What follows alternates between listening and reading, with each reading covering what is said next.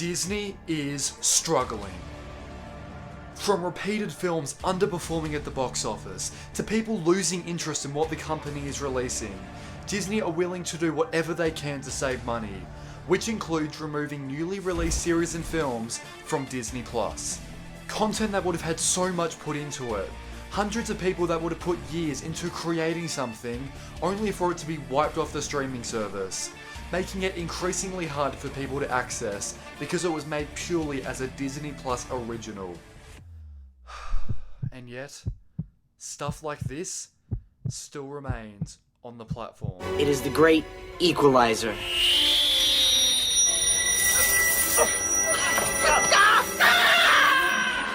There is a lot on Disney Plus, but there's also a lot that Disney don't actually really recommend anyone, and for good reason. Disney has been around for over a century, and in that time they have made a lot of questionable material, and because of the passing of time, a lot of it simply just gets lost to never really see the light of day again. Until they released Disney Plus back in 2019, meaning all of it could get immortalized on there forever. No matter how weird. No, not that one though. Disney will do everything in their power to pretend that did not happen. So I thought, okay, maybe no one actually watches these movies, but they can't be all that bad. I'm sure a lot of them are secretly great. I should at least check them out first. Or not. Wait. No. Wait, why am I doing this? Yeah, I cruise through the city and I roam the streets. If the poster title on Disney Plus didn't already give it away, this movie is a freaking fever dream. And I'm struggling to find the words to describe it. Boogity, boogity, boogity. This movie sets itself at a haunted house where this family decides to move in for some reason, despite the fact it literally looks like the entrance to hell. And I'm not exaggerating there. Satan himself actually makes an appearance, but we'll get back to that. Isn't it great? Are we looking at the same house? So this creepy guy rocks up and pretty much tells them that the house is haunted. And yeah, I mean, duh.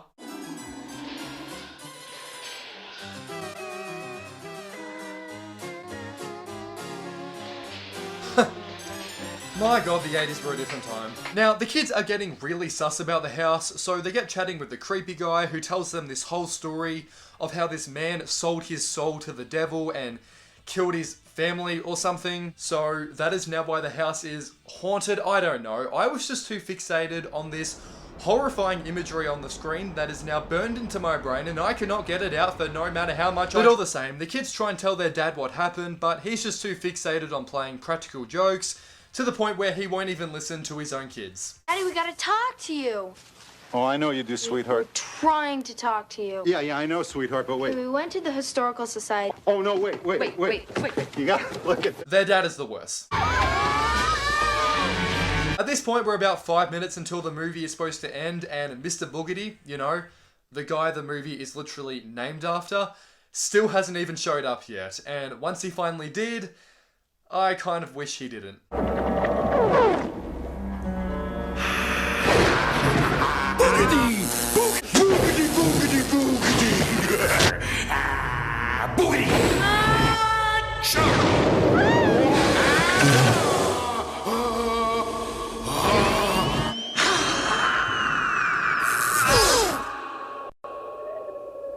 Well, that was an underwhelming start. Probably best we just move on. Oh hey, they made a sequel. Yeah, I'm good. Switching gears now from a movie about a really annoying ghost to a film centered around the unlikely friendship between a tiger and a rock star. There really are no rules here.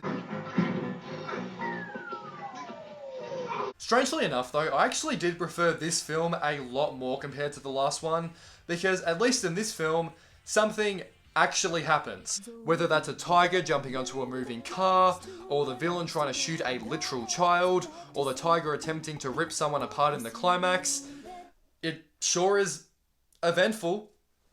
That's for sure. This whole film revolves around a rock star named...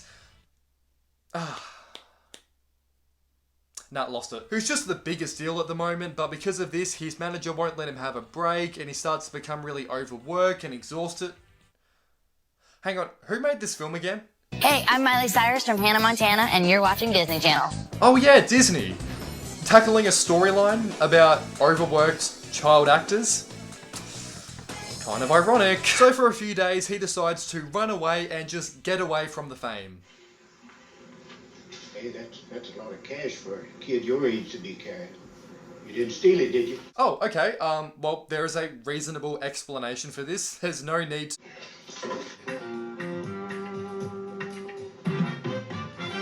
Oh, are you kidding me?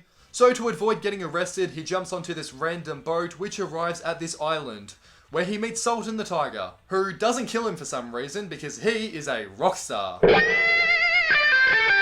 So for the duration of the movie, Paul has to...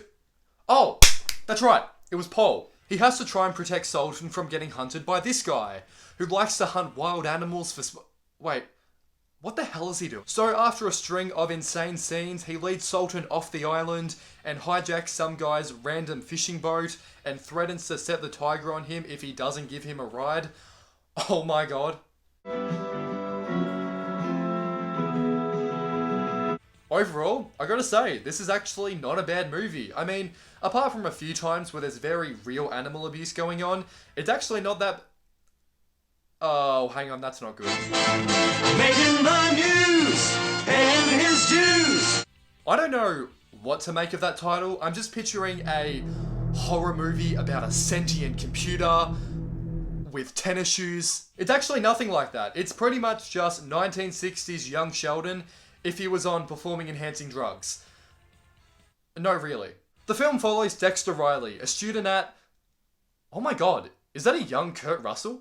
The English under Cornwallis. So this was during a time where computers were starting to be released, and it's really cool to see them kind of theorize about the capabilities computers could have. And while they weren't exactly spot on because the computer ends up giving him superpowers after he gets electrocuted by it, meaning all of the information just gets transmitted into him.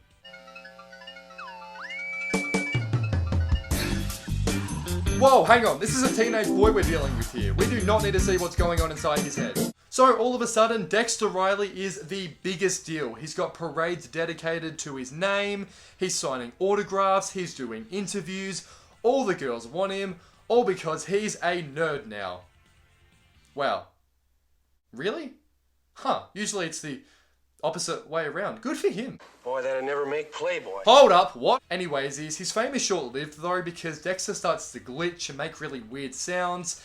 Kind of the noises your phone makes when you drop it in the sink for the 70th time. Applejack. That's absolutely right. Applejack. Applejack, Chisholm City Social... Now what's Applejack, you might ask? Well it's, You know, it's kind of confusing. I'll just let these guys explain. Applejack is Arno, and he's probably a crook. And the reason why we know Applejack is Arno is because it came from the computer into Dexter's head. And that's why Dexter doesn't remember it. Come on. That didn't help at all. The point is that some bad guys try to kidnap Dexter, and now they're attempting to kill him. Oh my god.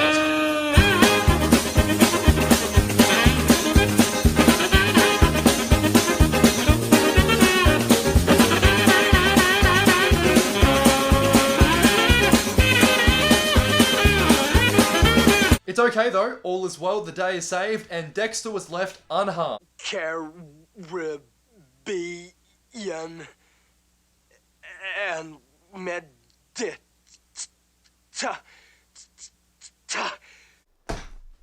They freaking broke him. They broke Dexter, the computer, who wore tennis shoes. Hey, and now that I say it out loud, tennis shoes weren't even mentioned once. I'm disappointed.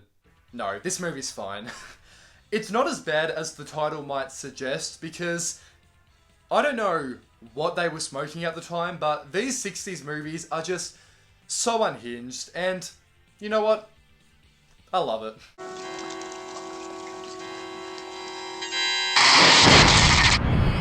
Off to see the wizard, the wonderful Wizard of Oz. Yo, what? They made a sequel to The Wizard of Oz? the groundbreaking, iconic classic, The Wizard of Oz? Well, kinda. Technically, this isn't a direct sequel per se. It's based on the other Oz books, so yes, it is a sequel, but not directly. I mean, none of the original cast return. The sets, characters, story are nothing like the original, but surely that doesn't matter. It can't be that bad. What the hell did I just witness? I've seen some pretty scary movies in my time, you know? Horror, gore, crime, love it. Don't have a problem with it. But this children's movie takes the cake. And not necessarily because it was scary, but because half the time I'm just sitting there like, what is going on? I don't even know, but it's disturbing.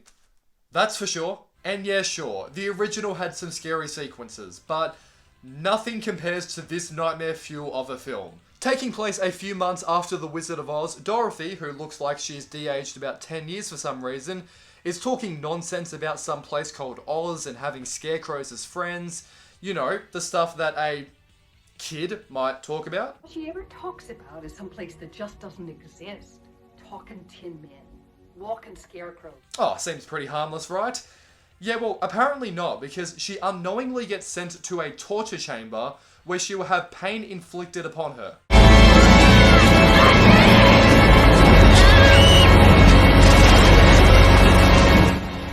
All is well and good though, because she escapes just in time, and she makes it back to Oz, which is all depressing now. Tin Woodsman! Oh, Tin Woodsman, what's happened to you? What's happened to everybody? That's right, everything you once loved is now no more. Munchkinland? Gone. Yellow Brick Road? Destroyed. The Emerald City? Completely abandoned. The Lion and the Tin Man? Dead. Remember the Flying Monkeys? Yeah, well they're gone too. Instead, they have been replaced with the Wheelers, who are somehow even more terrifying.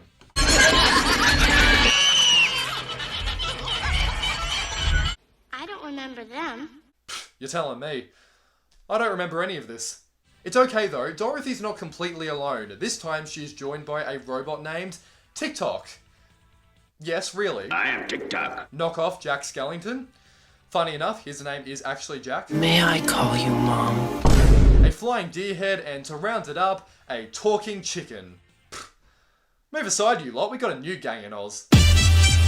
I believe I'll lock you in the tower for a few years till your head is ready, and then I'll take it. I believe you will not!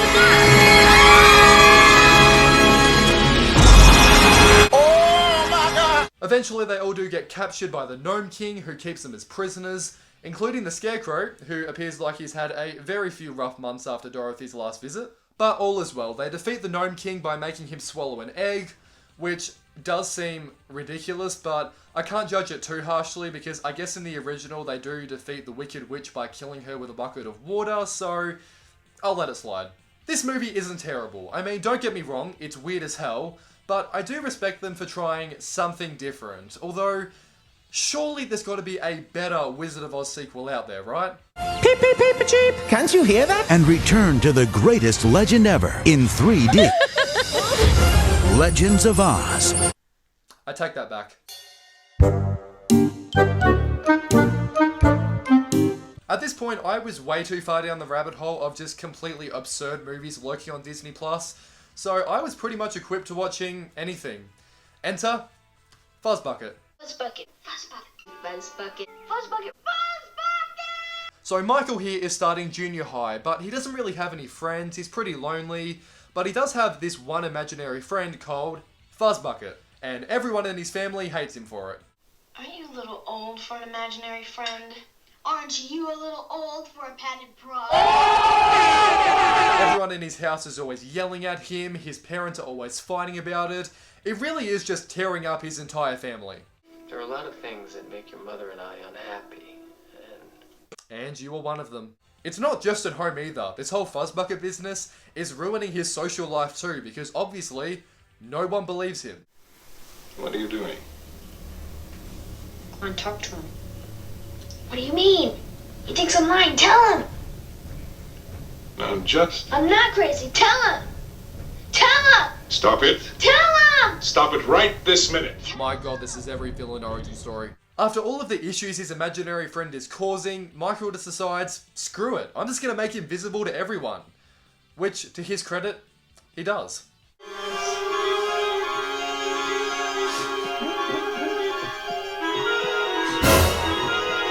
Kill it! Get that thing away from me!